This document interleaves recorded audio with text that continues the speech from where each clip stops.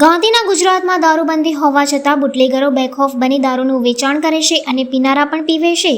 Police તંત્ર આધુનિક ટેકનોલોજીથી સજ્જ હોવા છતાં દારૂબંધીના કડક કાયદાનો અમલ પૂરતો થઈ શકતો નથી, જેના કારણે પોલીસની મનસા સામે અનેક સવાલો ઊભા થાય છે. તેમ છતાં પોલીસ ક્યારેક કાયદાનો દેખાવ કરવા માટે મોટા પાયે દારૂના કેસો શોધે છે. વડોદરા શહેરના તરસાલી હાઈવે પર આવેલી સિદ્ધેશ્વર હિલ ખાતે પીસીબીની ટીમને મળેલી ચોક્કસ માહિતીના આધારે આશરે 40 થી 50 પેટી વિદેશી કંપનીઓનો દારૂ પકડી પાડવામાં આવ્યો હતો. કહેવામાં આવે છે કે સિદ્ધેશ્વર હિલ ખાતે આવેલી શ્રીનાથજી કાર્ગો પ્રાઇવેટ લિમિટેડ દ્વારા ટ્રાન્સપોર્ટ થતી કુરિયર સામગ્રીમાં દારૂની આ પેટીઓ મોકલવામાં આવી હતી. ટ્રાન્સપોર્ટના મેનેજરે શંકા થતાં બાજુમાં દુકાન ધરાવતા કુંજભાઈને જાણ કરી હતી, જેઓએ પોતાના જાણીતા પોલીસ અધિકારીને માહિતી આપી હતી.